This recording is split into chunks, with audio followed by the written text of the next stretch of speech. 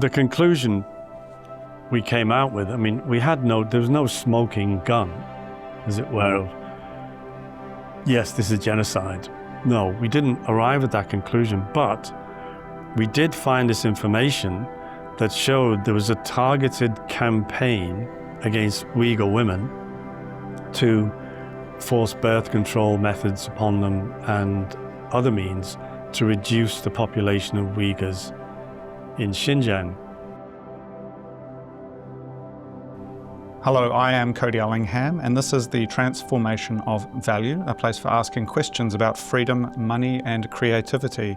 Today, my guest is Peter Langan, a journalist with extensive experience, including almost 20 years with Bloomberg News in various roles, such as Asia Editor-at-Large and Tokyo Bureau Chief. He later worked as senior editor for the China desk at South China Morning Post in Hong Kong during the time of the 2019 democracy protests, the emergence of COVID-19, and the imposition of the national security law upon Hong Kong. Peter, welcome to the show. Pleasure to be here, thank you. Can you tell me a little bit about where you're from originally, please? Sure, I'm from the UK. I was born in Liverpool in Northern England. So I don't know if you know much about that city, but it's called, in the UK, it's called the capital of Ireland because of all the Irish immigrants, like during the various phases of the Irish diaspora, including from the famine. So my roots go back to Ireland. My grandfather was Irish. On my mother's side, they're all Scottish. So it kind of explained to me why growing up in the UK, I never felt very English. Which, for whatever reason, obviously that reason. But I grew up there. I went away to sea at an early age, just to get out of the city and see the world, get out the country. In an unexpected way, it would contribute to the sort of track I took later into journalism. Because at sea, there's not much you can do in your downtime. You know, you're on board the vessel, you're out in the middle of the ocean, and well, as the stories go, you either turn to drink or you read. So I started to read an awful lot when I was at sea. And I stumbled upon Joseph Conrad and his writings, which really lit me up. And I also stumbled on a book called Last Exit to Brooklyn, which at the time was banned in the UK. But I was in New York with Doc there, and I found a copy of it in a bookstore and took it back and read it. And that also had a very profound effect on me. I don't know if you know that book, but it's very, very, very dark. And at the time when it was, as I say, it was banned in the UK because it touched on, well, it's based around the Brooklyn waterfront and violence, crime, drugs, homosexuality, but it dove into it in ways that you really hadn't heard before. So that book also had a very profound effect on what could be done through writing. The author was Hubert Selby Jr. And eventually a movie was made out of it. So that had a very profound effect on me and turned my focus away from this kind of romantic idea of traveling the world as a sailor. And coming back to the UK, I went and studied literature. This is great. I mean, what strikes me, you mentioned Last Exit to Brooklyn, but also Joseph Conrad, classics like Heart of Darkness, which speak to this almost Nietzschean, Jungian dark and light, the what lies within the human soul. And I think staring out at the horizon on a British vessel in the middle of nowhere, it would seem like you start to ask those questions, perhaps. Yes, I mean, it wasn't so much Heart of Darkness that I read at the time. It was, I think it was Almayer's Folly and The Secret Sharer. And because of, Conrad was at sea for so long, a mariner for many, many years, and that became a lot of the grist for what he wrote later. But as you point out, he very much uses the sea as a kind of a metaphor for what's out there, and how we sort of navigate it. Yeah, there was just, particularly because I was at sea, and he touched on so much of in his work of areas where he sailed, Southeast Asia, in particular, Africa, and other places. So, yeah, it did something to me anyway. If I may ask, what sort of work were you doing on the vessel, and what time period was this? I worked in a galley, which is sort of a chief cook and bottle washer, as they called it at the time. It was in the 70s, very early 70s. Yeah, and I mostly served on cruise ships. So at that time, the airline industry wasn't anything like it was now. So a lot of people were still using cruise vessels to cross the Atlantic from the UK to North America.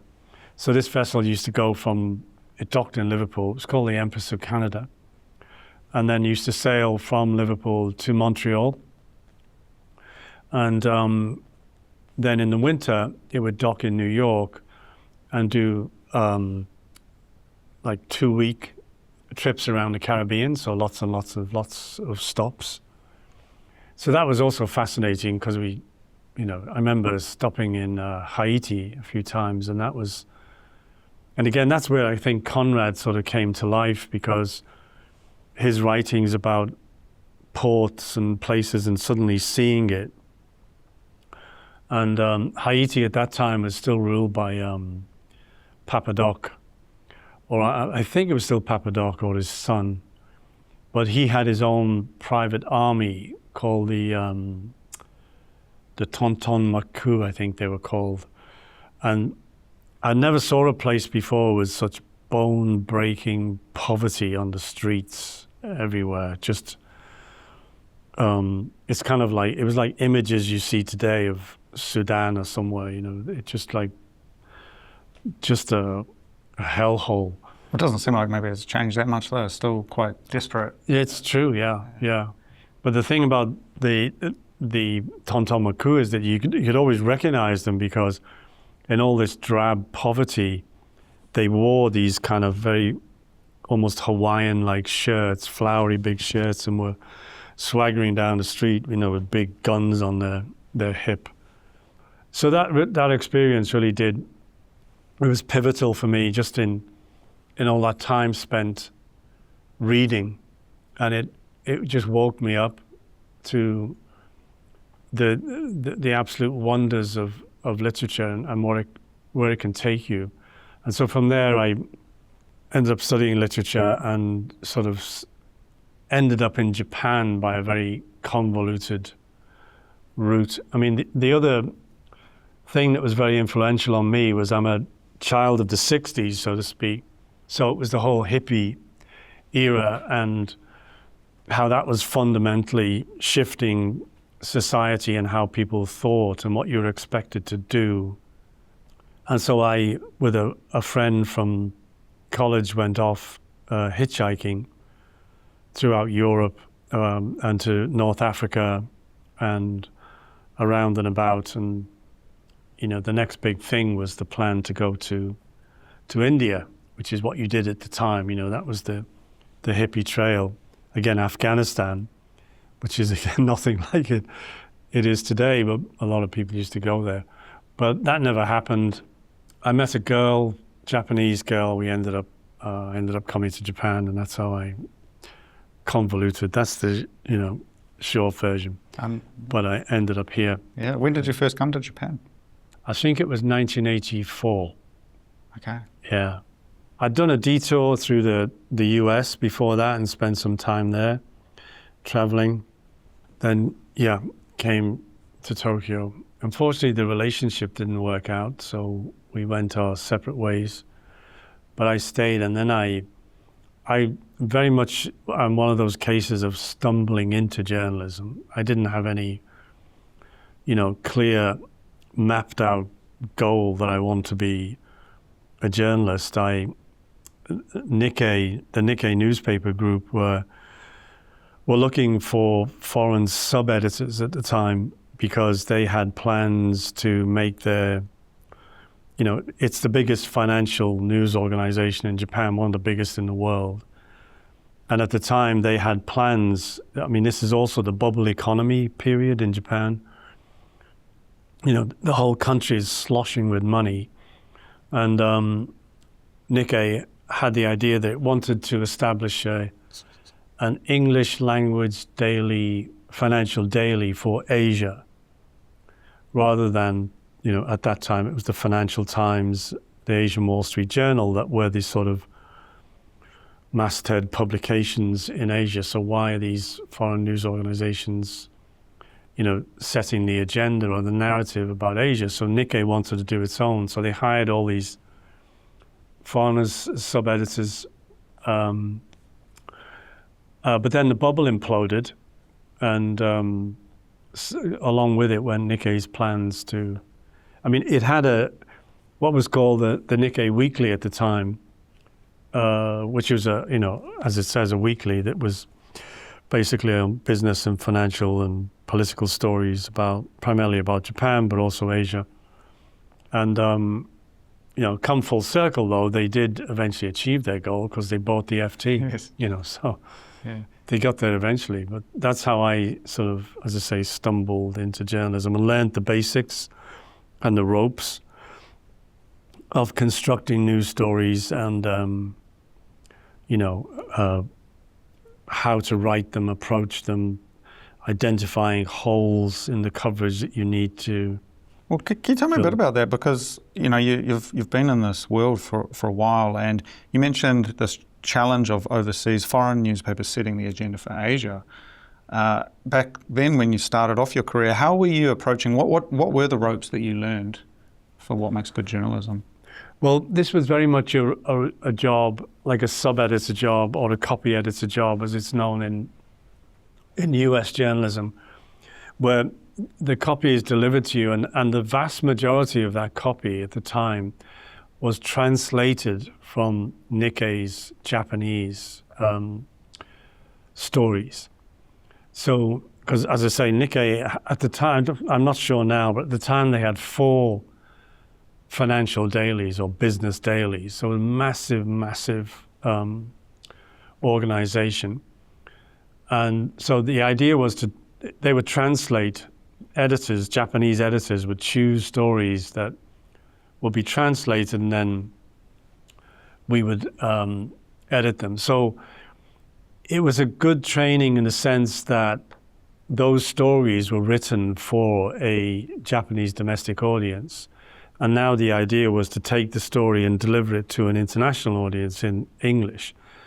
So, like in any country, the domestic audience, domestic reader, has a background of understanding and knowledge and context of stories. You don't have to keep explaining it. But with these stories, we had to bring in context, explanatory background and other things to help that story have the legs to meet the needs of an international audience. So that sort of training to think in that way of,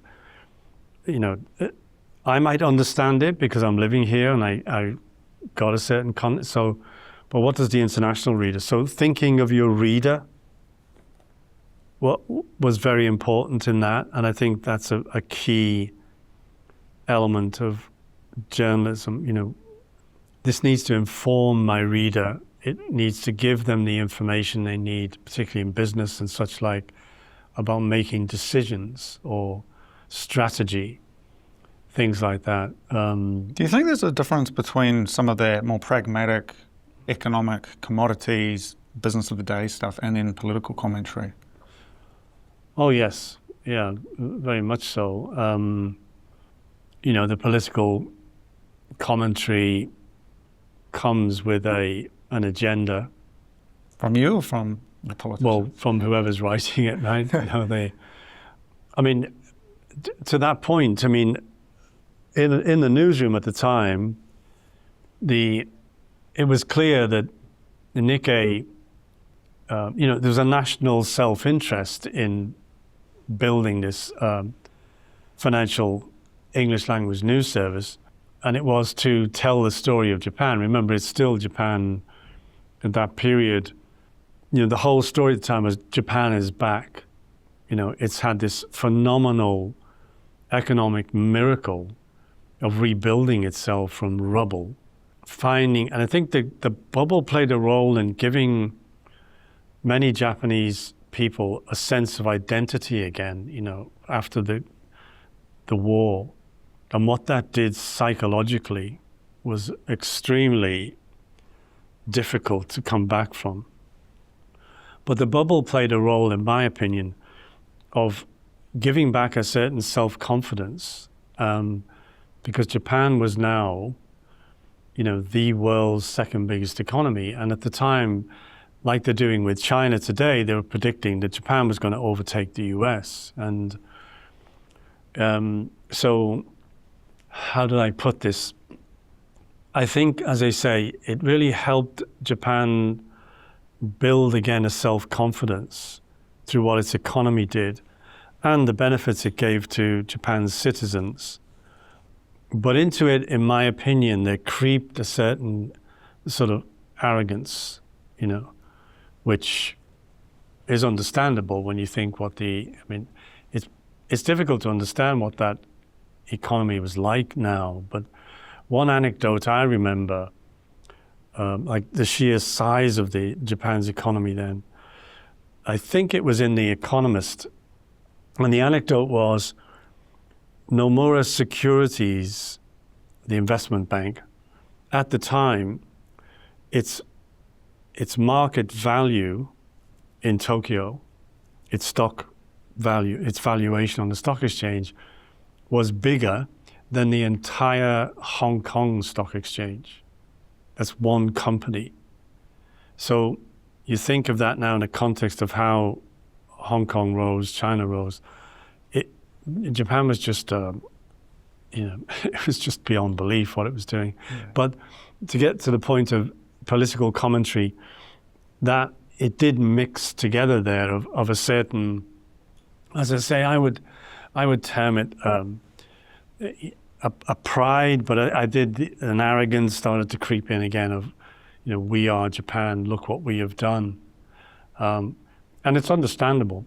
I think any country would respond the same way if you can, as I say, try and get your head around just how big the economy was then and what Japan was doing, and buying up all these iconic properties in the US and so on. So there's a couple of things here. So you mentioned, on these cruise ships, the banned book, Last Exit to Brooklyn, that you were reading. So we've got this concept of censorship here. The other piece you've got here is national arrogance at the time from Japan, but now something we're seeing perhaps coming from communist China.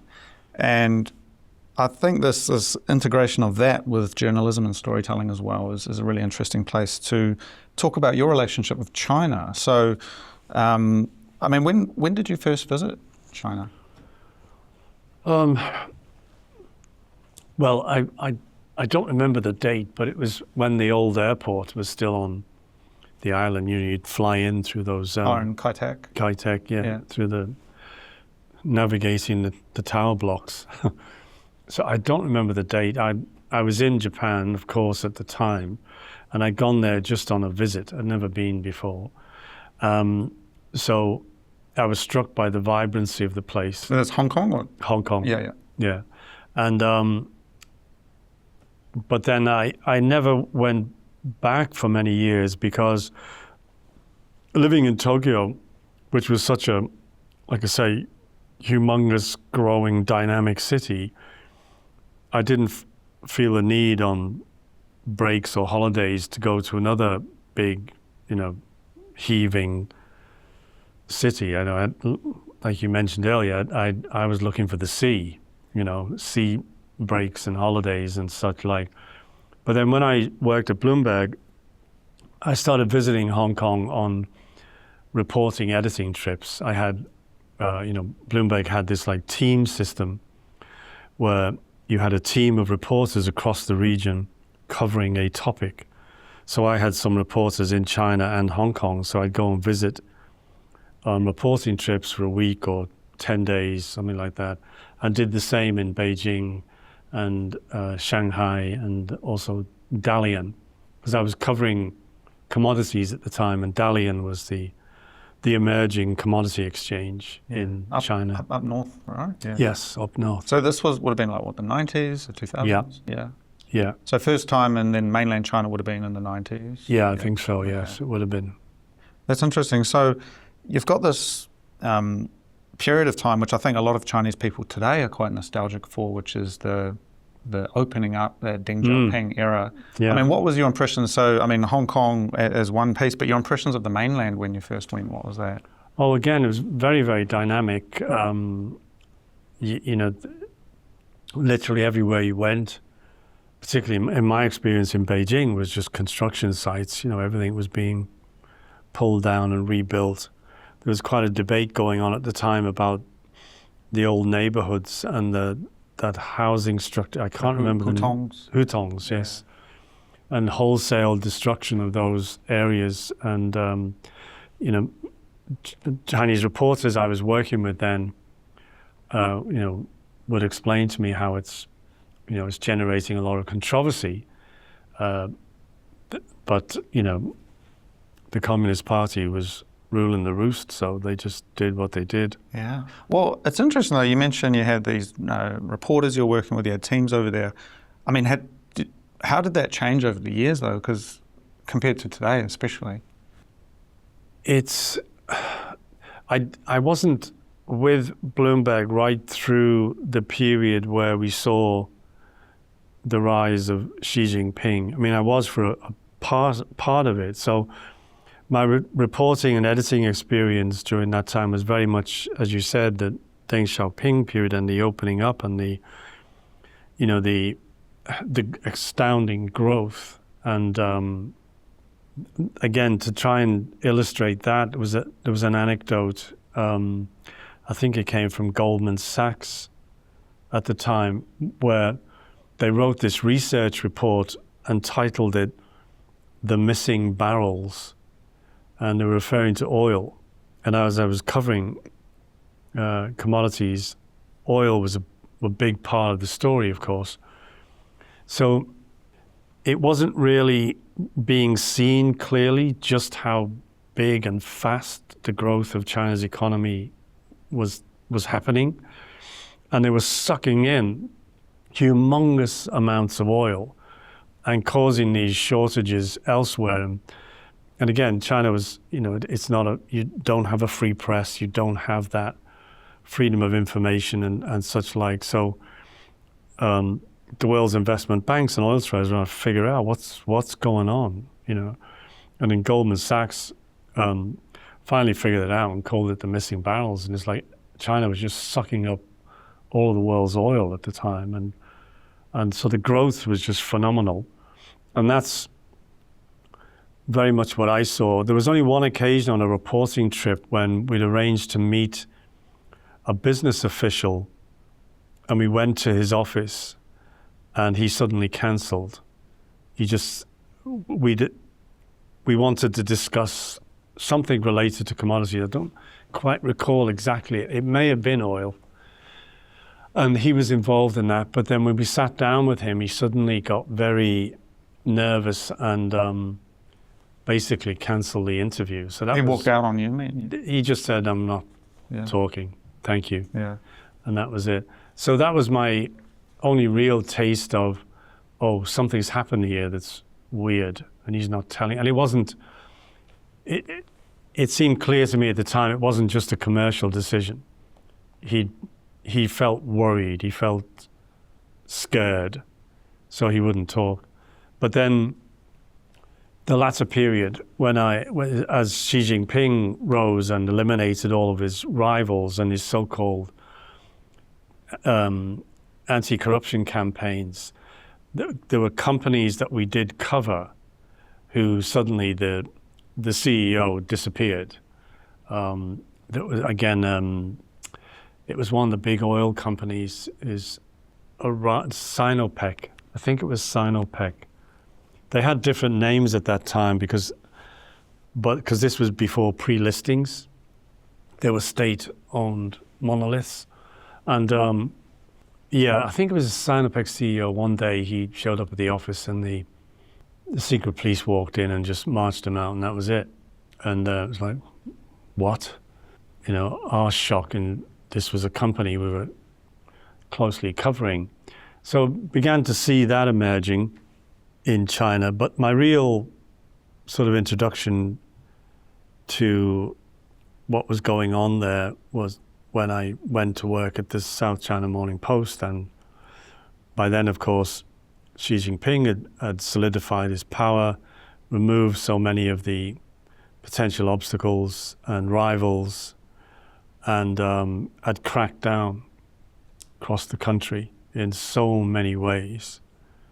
So it changed. The Deng Xiaoping sort of period sort of petered out, as it were, as he installed himself and, as I say, solidified his power. Yeah. Well, there was a press conference you gave a couple of years ago here at the Foreign Correspondents Club of Japan, talking about your time at the South China Morning Post, and you mentioned a piece of investigative reporting that you had done while you were at the South China Morning Post on Xinjiang, and how that piece got killed by the editors. And it sort of came out in this press conference. It didn't seem to me as if that was the original intention of the press conference, but it got picked up that you had done this piece that had got spiked by the editors.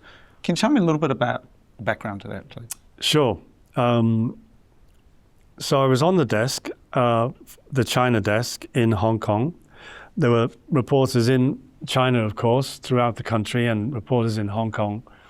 And the Xinjiang story broke that prior to that, there had been the riots in Xinjiang, and a number of people were killed in those riots, Han Chinese.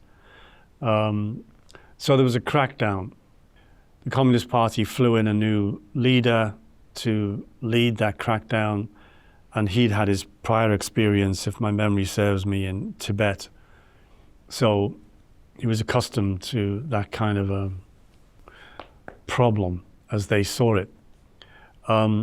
So because the Uyghur people are predominantly Muslim, the problem was characterized in China as a Muslim or Islamist terror problem. And it was then sort of identified with what the US had faced in attacks on the World Trade Centers, and then its military invasion that followed in the Middle East, that it was framed in that way, that China was facing this growing Islamist threat. So the crackdown took place, and then the news started to filter out. I mean, I forget who broke it initially, of the internment camps that had been built, and thousands of Uyghurs had been arrested and put in the internment camps. So once that broke, China went into, PR mode that, they're not internment camps, they're just retraining centers. We need to re-educate these people for their livelihoods and jobs and so on and so forth. But the problem wouldn't go away because the news media in the West kept talking about it. And there was a particular German analyst. He wrote a number of reports where he had a small staff of Chinese-speaking individuals, and they started digging into all kinds of local websites and information and what have you in China, in Chinese, and started pulling out this data and presented these reports that there was a clear directed campaign to suppress the Uyghur people, and he then started to use the word, it was genocidal, what was taking place. So one of the angles in that was that under the UN rules, on genocide, there is a section on targeting a particular ethnic group or a group of some kind through imposing birth control policies. And by that way, the idea you reduce the population by basically curtailing births. And you do it by sterilizing women or various other means. So one of this chief editor of the South China Morning Post was getting increasingly irritated by these stories on Xinjiang by as he said, the Western press. And his view was the Western press don't really understand China. They just don't understand what's going on. So I said to him, because the Xinjiang story at the time was huge, it was everywhere, and pictures of internment camps and so on, and some Uyghurs who had gotten out, speaking of women, speaking of rape and people just disappearing, family members never seeing each other again, not knowing where they were. So I said to him, well, we have the reporting resources to be able to do this story ourselves. And the German analyst has cited so many of these websites and Chinese government organizations with this information. So why don't we go in and report the story ourselves and then write what we find, based on your criticism of their reporting. So he agreed to it, sort of. He didn't stop me. So I had a small group of reporters I was working with, managing. And so I explained the story idea to them. And so off they went and started doing all the reporting and digging into these websites and looking and particularly at health ministry websites, both national and all these regional levels. So they spent about 3 months on this. It was an enormous amount of digging. And the conclusion we came out with, I mean, there was no smoking gun, as it were, of, yes, this is genocide. No, we didn't arrive at that conclusion, but we did find this information that showed there was a targeted campaign against Uyghur women to force birth control methods upon them and other means to reduce the population of Uyghurs in Xinjiang. So the story by this stage was eventually split up into 3 pieces. It was going to be a series.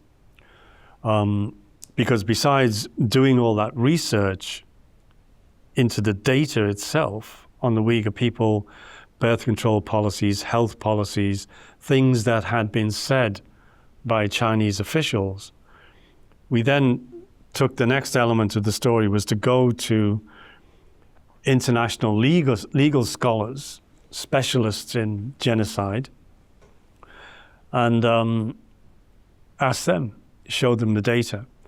And they also came out with, conflicting views about it. Some saying, yes, this is definitely falls under UN genocidal categories, whereas another scholar said, no, I don't think so. So again, very mixed. Well, it ought to be discussed, though, right? Yes. In the public sphere. Yeah, well, the whole point is to bring it out and to show, based on the data and what people had said.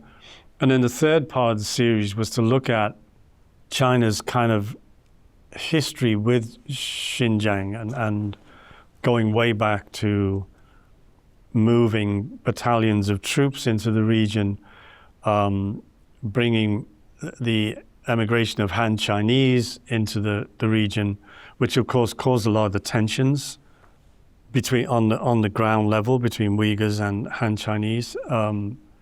So when I presented the story to the editor, he was just newsrooms, you call it the death by 1,000 cuts, just finding something that, oh, that's not quite right, that part, or this fact we need to double check, and da da da da. So we started doing all that and standing it up according to his commentary.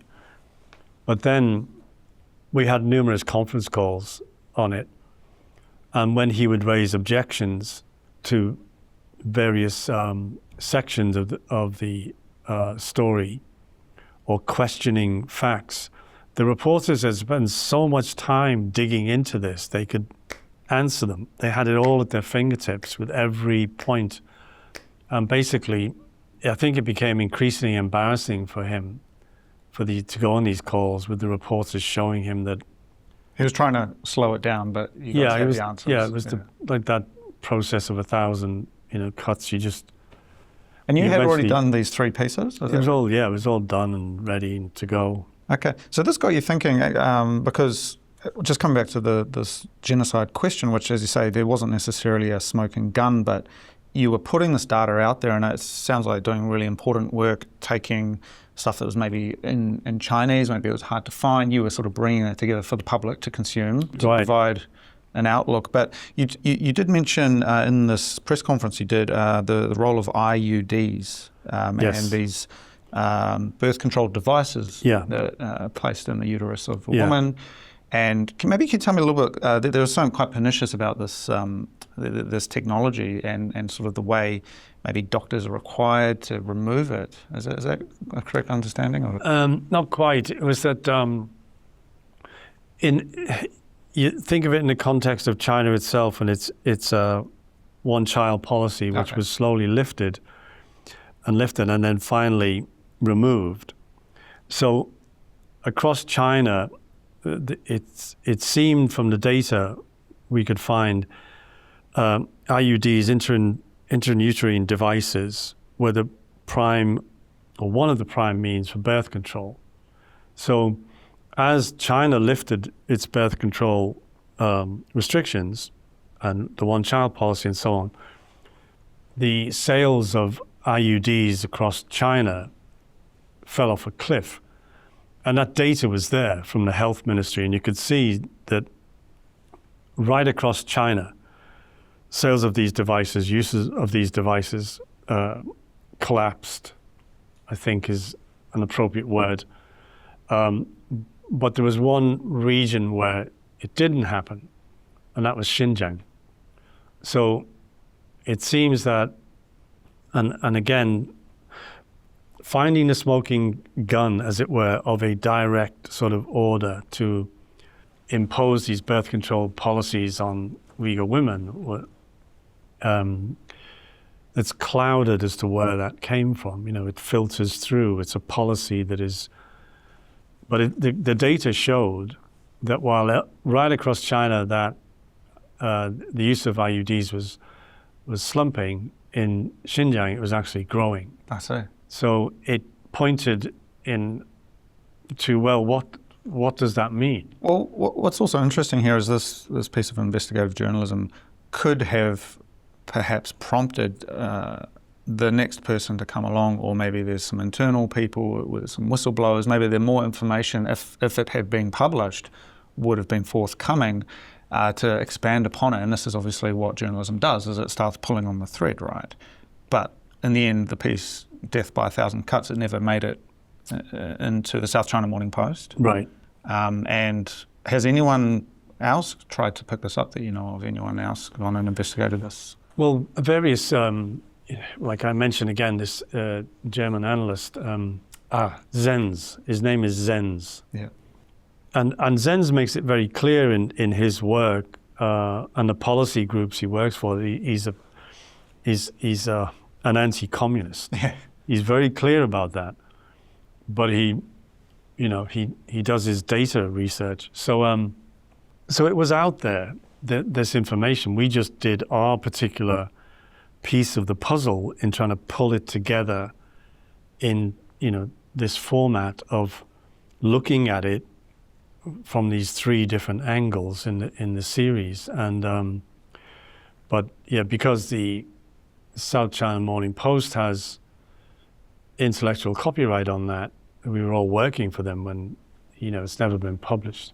In fact, when I spoke about it at the press conference you mentioned, I'd never said anything publicly about it before.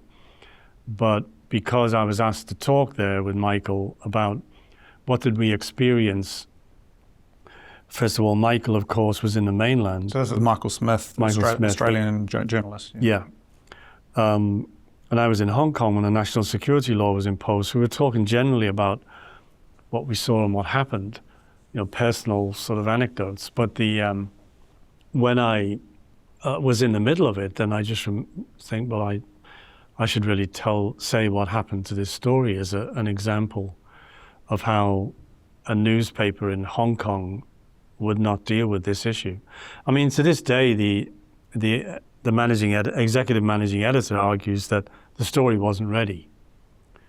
That's why he, didn't publish it. It didn't meet our standards, I think, was what he said to the media that followed up with them as to why didn't you publish.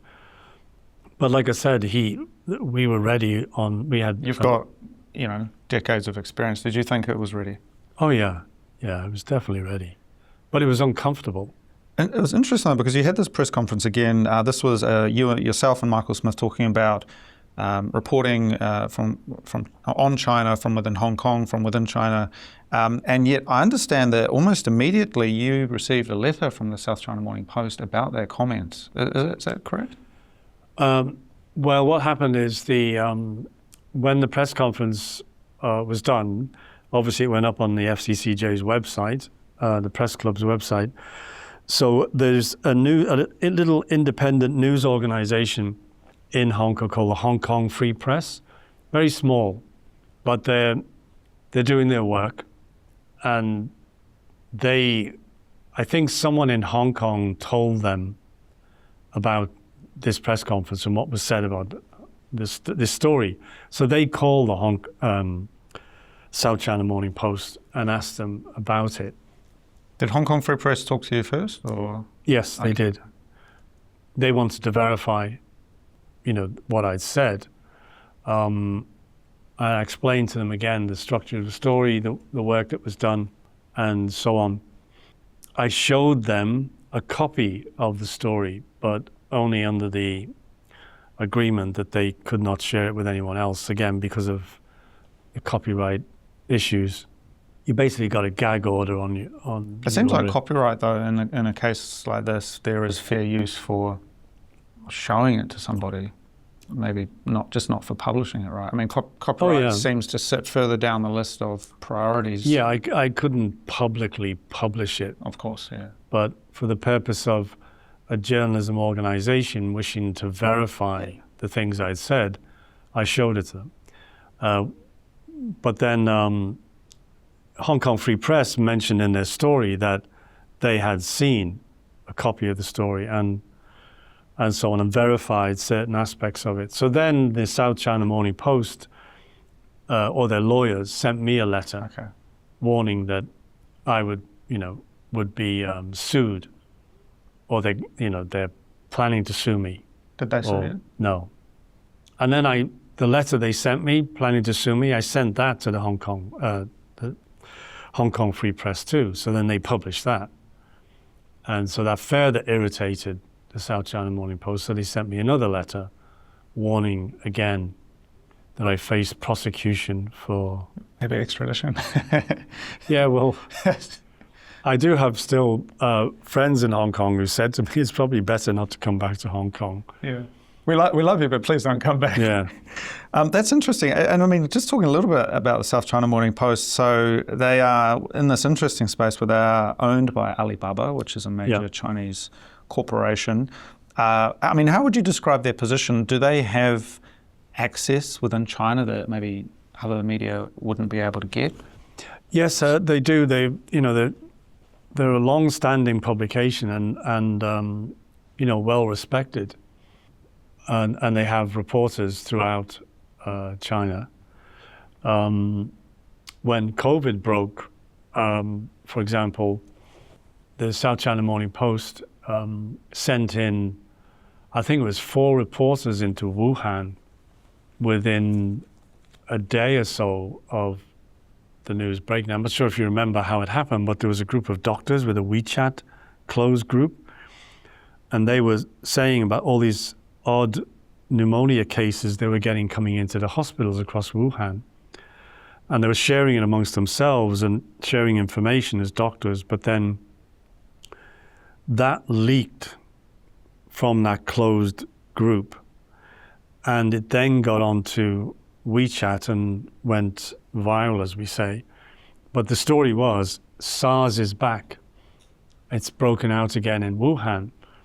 And then the local authorities were forced to put out a statement confirming that there'd been unusual cases, a large number of cases of what was termed unusual cases of pneumonia across the city. And so the South China Morning Post sent 3-4 reporters straight into Wuhan. Literally, I think it was within 48 hours of that official announcement going out.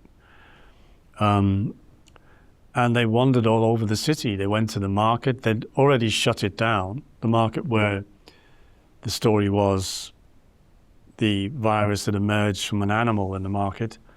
They went to hospitals. They interviewed people. So there was some good journalism taking place here. Oh, absolutely. A journalist organization, for whatever reasons, takes these kind of positions, whether pressure from the government or owners or whatever. The journalists on the ground, you're still dealing with people. I mean, there's great journalists at the South China Morning Post. The people I worked with were wonderful. I mean, they were fairly young, but really enthusiastic and committed. They've all gone on. I mean, the group I worked with on that particular story all quit after it was not published. But they've all gone on to, work at Bloomberg, Reuters, other places. Well, that's quite telling, though, that they were principled enough to resign when faced with this journalistic integrity question of why didn't this get published? Yeah. I mean, you left as well, right? Yeah. Not long after. Yeah. Yeah, I think it was, if that story and the refusal to publish it may have just been a tipping point for some people, because we'd already had, there's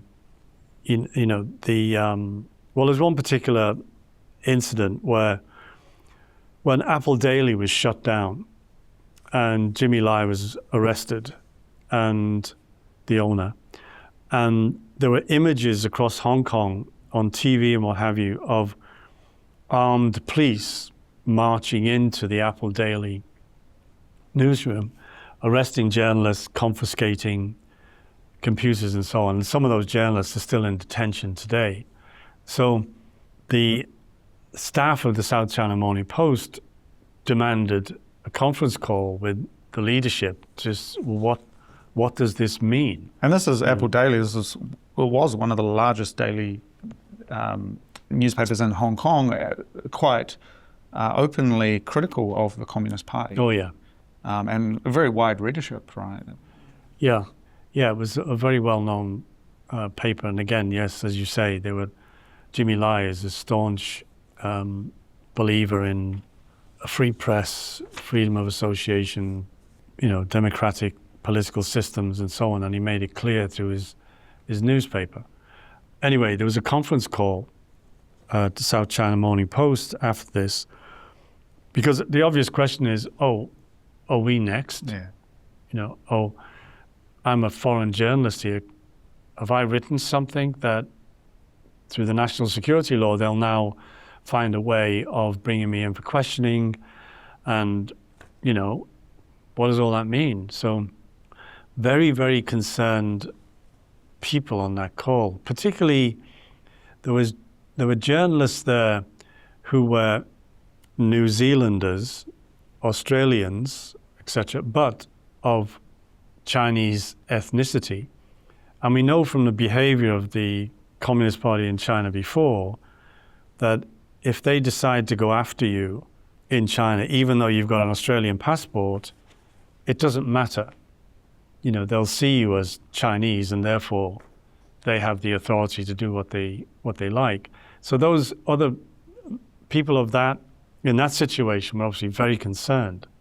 So, and some of these people have been writing about the mainland. Well, and these are also very valuable people because often they will be speaking Chinese or Cantonese. They have maybe a little bit more of a cultural insight. The example that comes to mind, which you mentioned in this Michael Smith, mentioned in this press conference a few years ago, was the Australian Chinese journalist Cheng Lai, who she was jailed for 4 years. She's only just gotten out this year over some charges of espionage, and she's managed to get out. She's got back. She had 2 little kids, so she managed to get back to Australia. But it was basically a text message, I think, was the crux of it, and not much substance to it at all. Yet holed up in prison for 4 years because of that. And effectively, she is an Australian citizen, and they were able to do that. Yeah. So I can understand the risk there to being put in prison over something like that. Yeah. Well, there's a similar case. Similar in a journalist detained is a journalist I worked with in Hong Kong at the South China Morning Post called Minnie Chan. And Minnie covered the aerospace industry and defense issues and so on. And as you can imagine, that's kind of an area that strays into like national defense, military, whatever. So after I'd left the South China Morning Post, Minnie went to one of the main conferences in China on defense issues and so on, which she'd covered before. And when the event finished, Minnie never came back. So this was that's 2 years ago this month. She never came back. So friends of hers on social media started asking, has anyone seen Minnie? And asking her family and such like. And no one seemed to know. So then people put 2 and 2 together and that she's been arrested somewhere. She's disappeared in China. The South China Morning Post, when it was asked about this, because the media then got a hold of it, one of your reporters has disappeared in China. You sent her there to cover this conference. What happened? And they came out with a statement.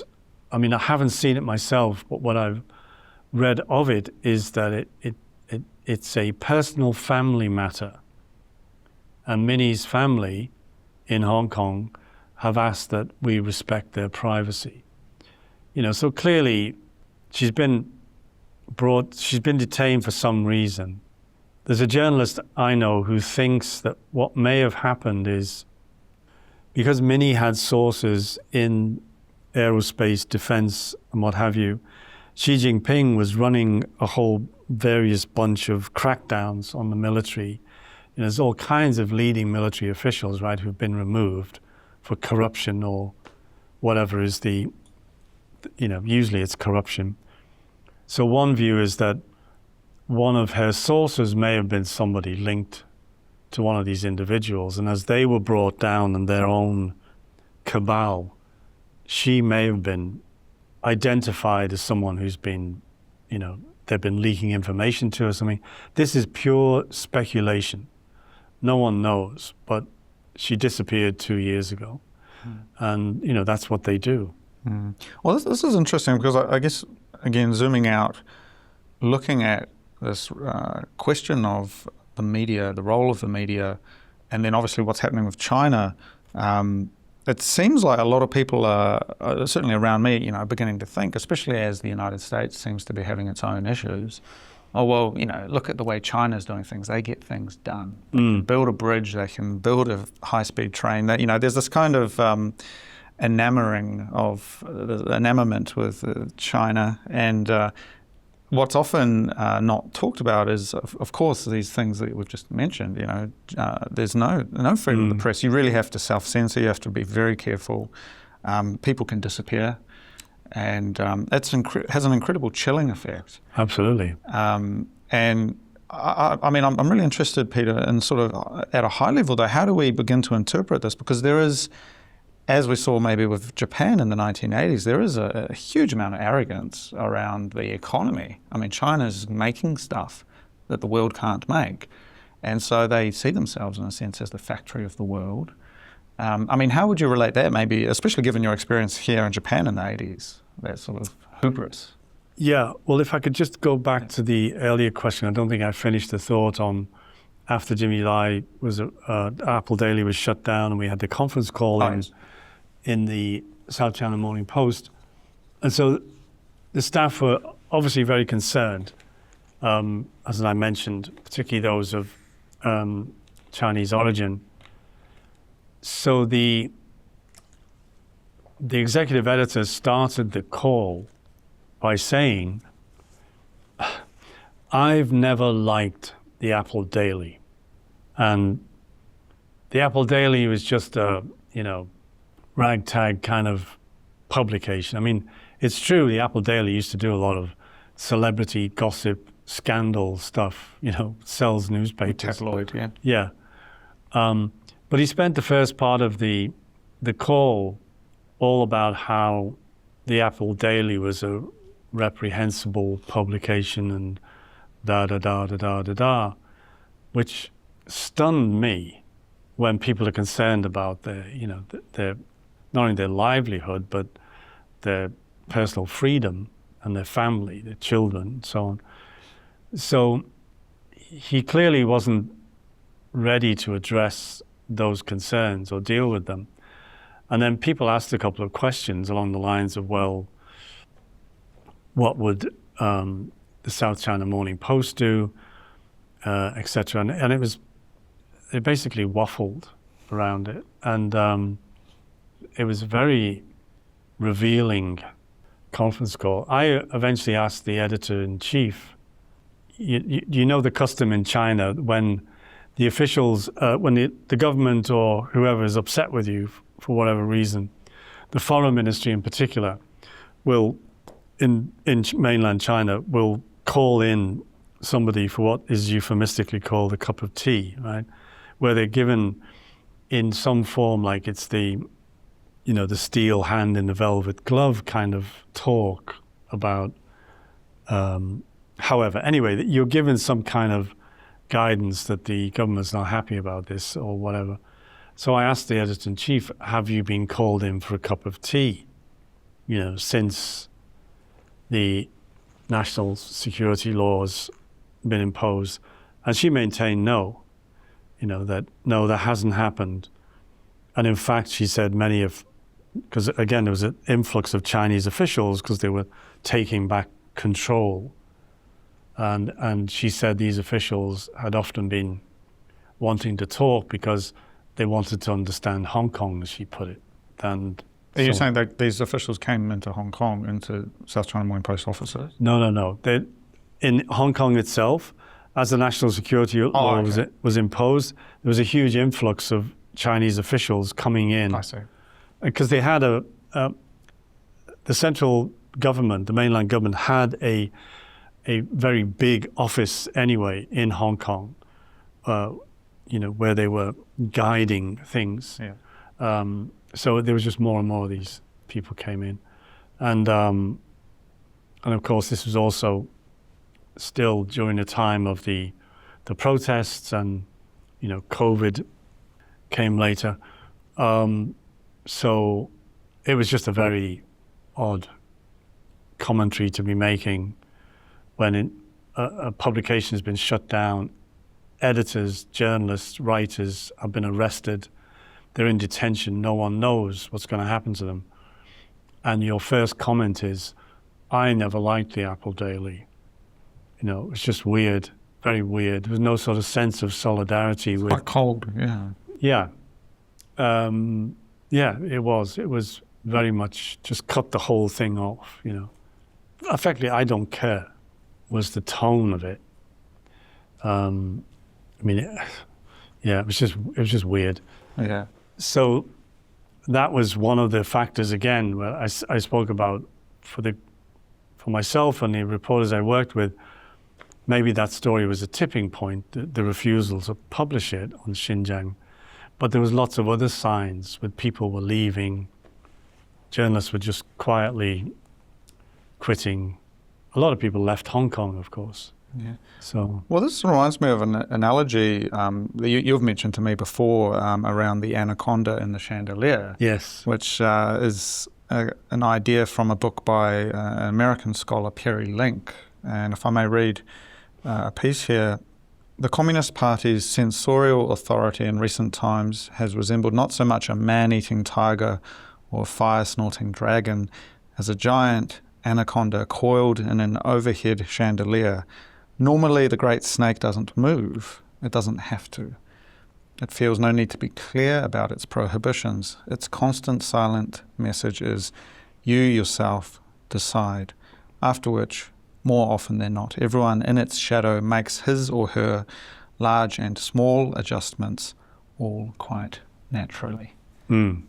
And that is particularly true in a newsroom, because I experienced it myself, that you start to, the anaconda works because you start to self-censor yourself. You know, you begin to think, well, that story, you're thinking of a story, something that's happened, or you want to follow up on something, you just know, well, that's not going to fly. They won't touch this one. So you then are sort of thinking, well, is there a way that I can re-angle this story or repackage it in some way? But then the anaconda's just hissing, you know, and you're retracting. Well, yeah, don't do that story. Well, it's interesting as well because you don't know. You don't know how far you can push things. And, you know, I've even thought about myself, you know, some of the conversations I've had, some of the people I've met, you know, at what point do you step over the line? And the fact is you don't know where the line is or if anyone even cares. And in a sense, you then start to just self-censor depending on how vulnerable you may be. And it's a really messy grey zone. Yes. And, you know, maybe when you're reporting on things a little bit more practical, again, the business side, you know, what's happening in the markets, there's maybe a degree of freedom there. We still see some kind of more business press operating in China, but any kinds of questions of the political side, which often does have a connection back to business, Sure. Becomes very dangerous. And so you almost don't even know what's going on anymore. And so you have this, there's almost like two Chinas.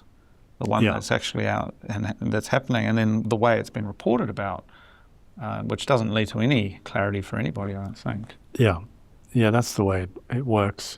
Self-censorship takes place. That's what they achieve. They just need to do one apple daily, very visual, public, armed police, journalists, you in the van, gone, you under arrest, gone, and then that's it. It retreats to its chandelier as the... Well, again, it's the classic panopticon concept as well. You don't know if you're being watched or not. Yeah.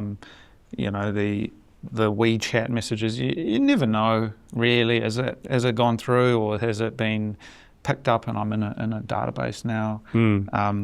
I guess people by default are going to assume, yes, I'm being watched. And so they're going to change their actions accordingly, just as if they're under that chandelier with the snake hanging over them. Yeah. That's right. I mean, authoritarian governments, not necessarily communists, function the same way, right? I mean, I spent a number of years in Singapore, and you know, which was basically run by the Lee Kuan Yew family for, you know, since independence.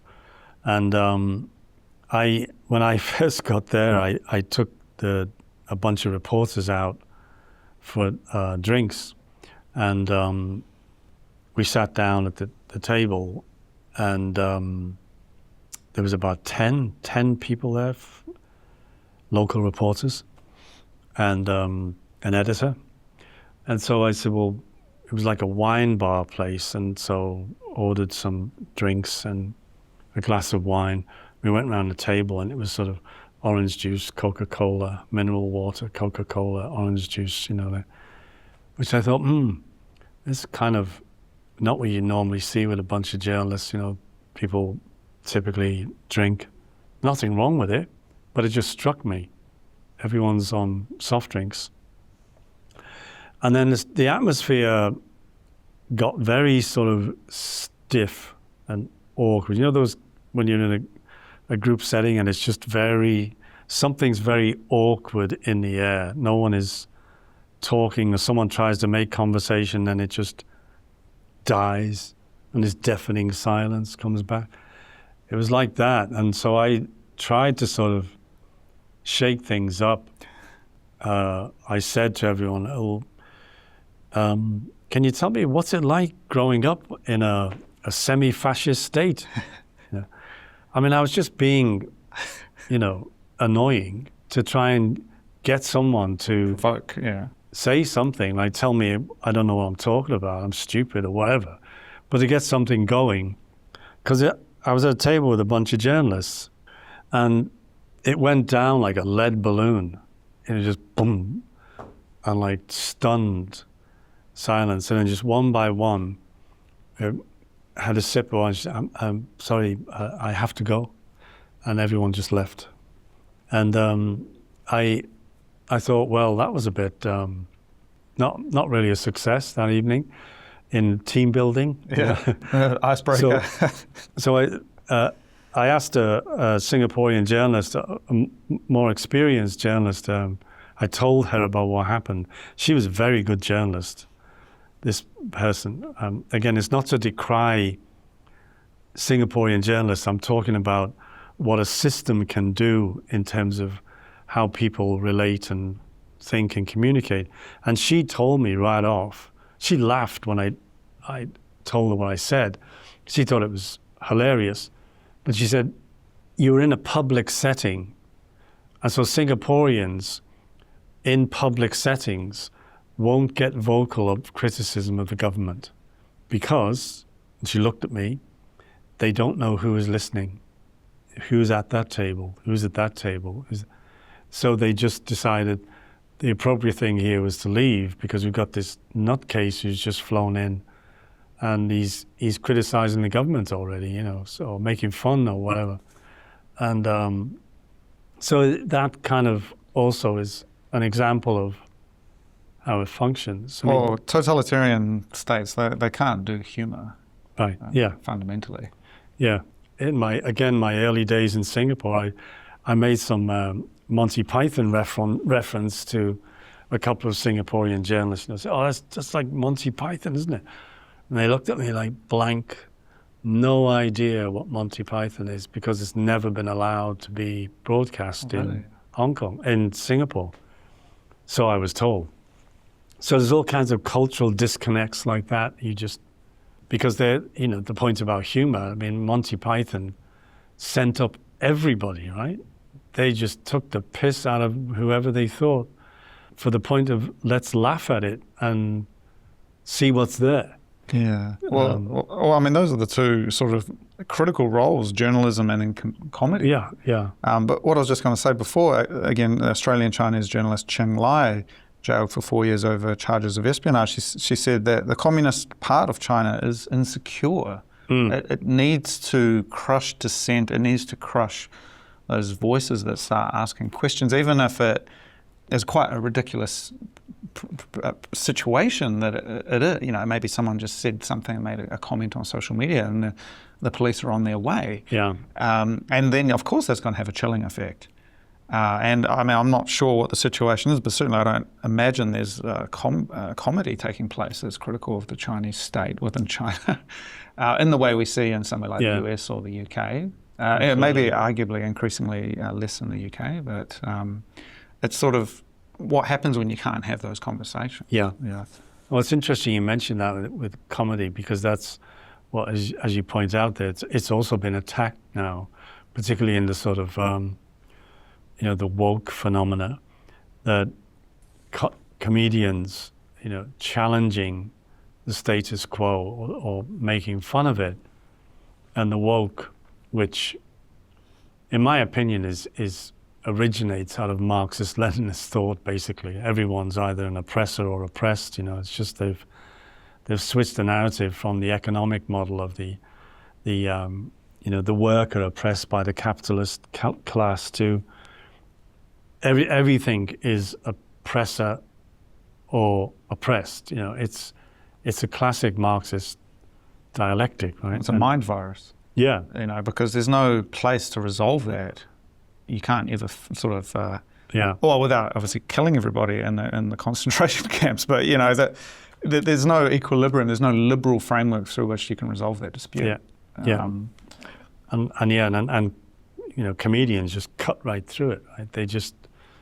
And that's why they got all those people we saw cancelled. I mean, and to the point though, the recent moment, Jimmy Kimmel is on the other side of that fence, right? If you got the left with wokeness associated with left and extreme left kind of thinking, but it can go the other way too. So it just struck me when you said that, just how important comedy is, to social society, and because we need to, poke fun at ourselves. Well, it's civil society, right? And this is again what is under attack in Hong Kong, under siege. Not only these bookstores and these associations and book clubs and these kind of grandma and grandpa kind of organisations actually deciding to dissolve, various book clubs and things. And then I imagine comedy, things like this as well, kind of fit into these organs of a functioning civil society, being able to have a laugh. And I mean, I even think back to my own country of New Zealand, regularly politicians are made fun of. It's kind of an ongoing game. That's what they're there for. That sort of, whether it's caricatures or commentary on TV, it's like that's part of the deal. And when you can't do that, you have an inflation of the ego and this kind of emergence of an emperor like Xi Jinping, untouchable. And if you do dispute him, there goes your head. Yeah, even to the caricatures of him as Winnie the Pooh, it's just banned everywhere in China. You can't do that. Yeah. Censors will take it, any images of Winnie the Pooh. So what I'm curious about, pulling up sheets of white blank paper, and with the Shanghai COVID protests, right? Yeah. What I'm curious, Peter, just trying to bring this together though, this, and certainly your career, you encountered these challenges, especially with this Xinjiang piece. I mean, where to from here? Because as you say though, there's still journalists doing good work in these organisations, yet in a lot of cases, there's capture of the organisation itself. I mean, where do we go from here with the media? Well, I think where we're going is where we're going, in that even the work like what you're doing and so many others in YouTube and this diversified media. I mean, the internet came along and broke the model, right? The monolithic model of these news organizations. So I think that is where it's going, because now there's so many more voices and opinions and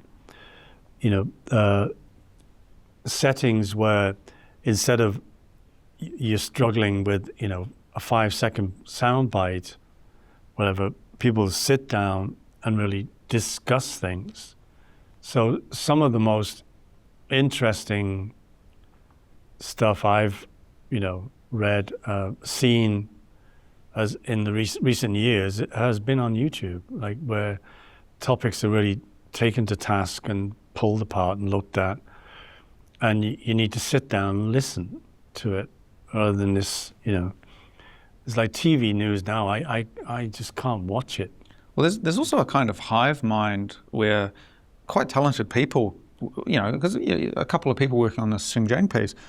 That's also possible, just a couple of friends working together on a piece as like freelance, not even freelance, just hobbyists are able to like pinpoint things pretty quickly. The internet can do some pretty amazing stuff like that. You get some people with a bit of free time on their hands and they can track things down, So it seems like there's some possibilities there with independent media. Absolutely. And that, but at the same time, I mean, we are seeing maybe people's attention spans.